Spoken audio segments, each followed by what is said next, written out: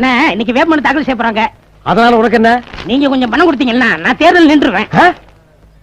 எது நீ தேர்தல் நிக்கிறியா? ஆமாண்ணே சும்மா தானே இருக்கேன் நான் நின்னே. ஏண்டா சும்மா இருக்கிறவன் எல்லாம் தேர்தல் நிக்கணுமா? தேர்தல் நிக்கிறதுக்கு ஒரு மரியாதையே கிடையாதா? தெருவில் நிக்கிற நாய் நீ தேர்தல் நிக்கணுமா? ஜனநாயக நாட்டுல யார் வேணாலும் தேர்தலில் நிக்கலாம்னே. அது சரி, யார் வேணாலும் நிக்கலாம். ஆனா ஓட்டு போடுறது ஜனங்க தானே. உனக்கு யாரா ஓட்டு போடுவா? ஏன் இன மக்கள் எனக்கு ஓட்டு போடுவாங்கண்ணே. ஓ இன மக்கள் யாருமே இந்தியாவில் இல்ல, எல்லாரும் ஆப்பிரிக்காவில் இருக்காங்க.